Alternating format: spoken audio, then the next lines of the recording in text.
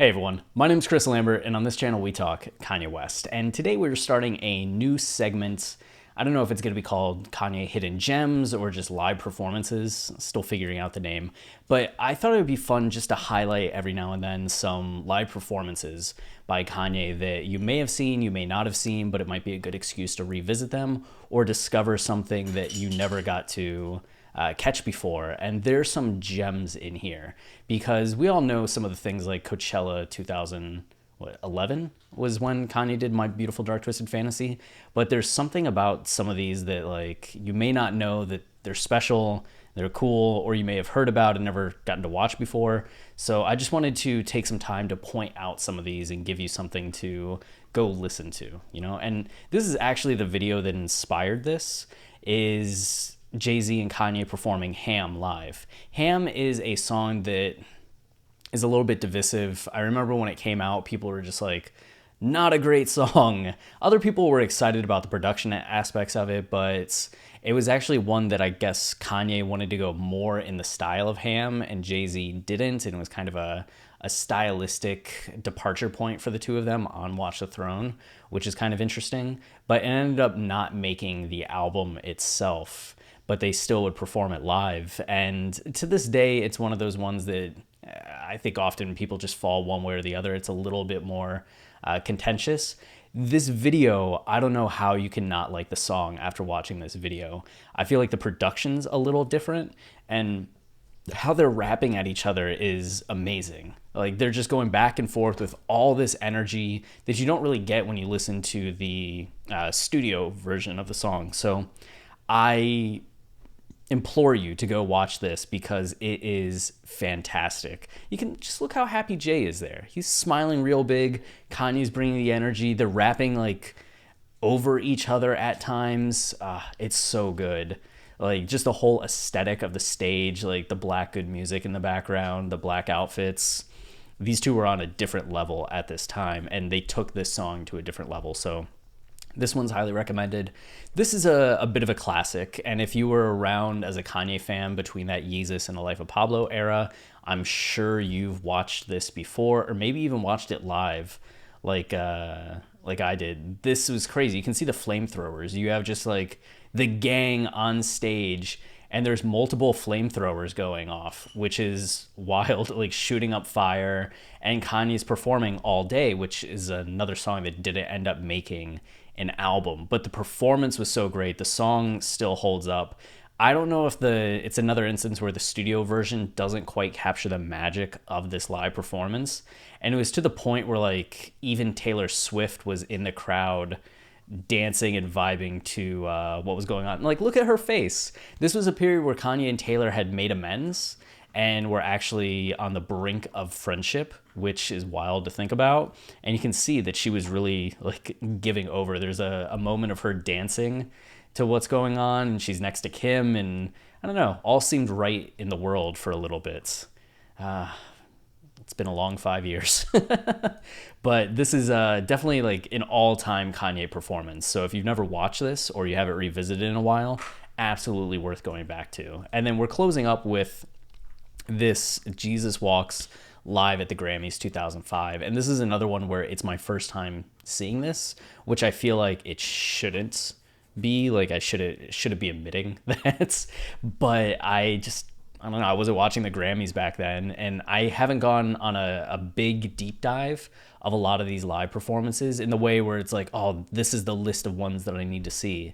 So I've just never come across this. And it's so compelling and so stylistically diverse and shows off Kanye's visionary stage production and just how cinematic he is with everything. Like, we've talked since we started the podcast about Kanye being seemingly driven by movie narratives in a lot of how he structures his songs and presents his albums and just the structure of the albums themselves.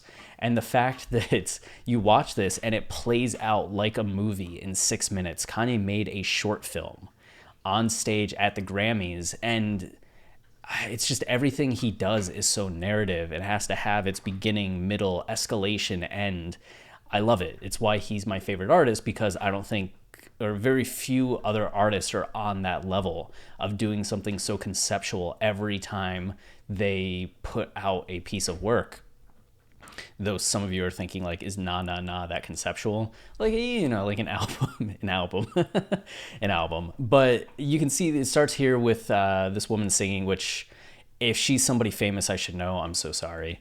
And John Legend, like a young John Legend. I don't know if you're aware, but John Legend actually came up with Kanye. It was like the two of them on tour with Usher. Kanye had signed John Legend to Good Music. So John Legend was doing a lot of vocals on The College Dropout, and I think even on Late Registration at that time.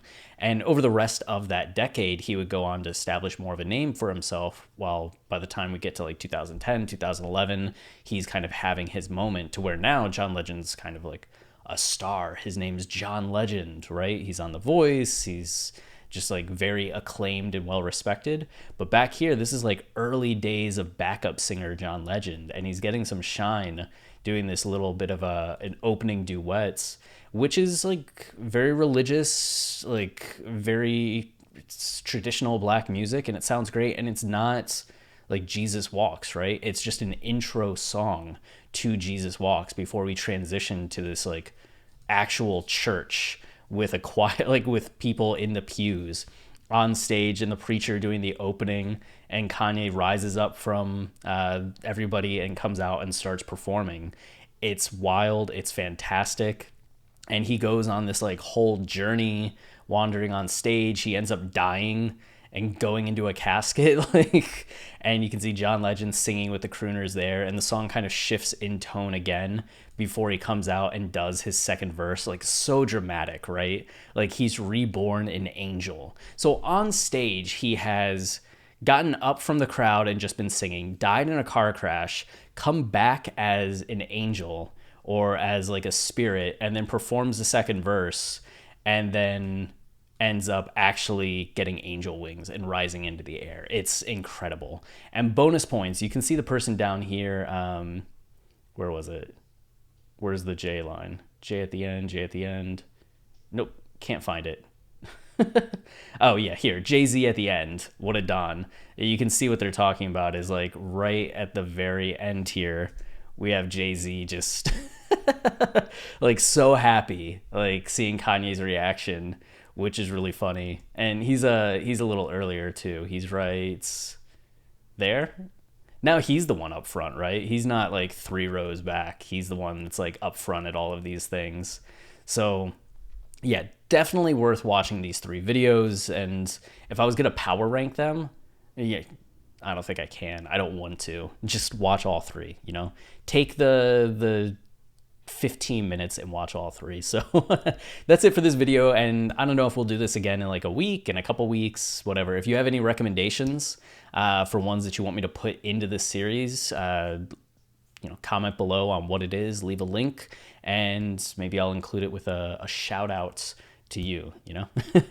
And if you're enjoying the channel, the easiest thing to support us, if you want to support us, is to like, subscribe, or comment, as those things tell YouTube this is a channel people engage with, and then they show it to more people. We're also trying to hit 10,000 subscribers before the end of the year. So if you haven't subscribed yet, that would mean a lot for you to help us on the march. We're about 600 away, so closing in, but we usually get about 300 a month. So it might come up just a little shy. So the extra effort would be meaningful. Thank you very much. And until next time, stay wavy and keep it loopy. Cheers.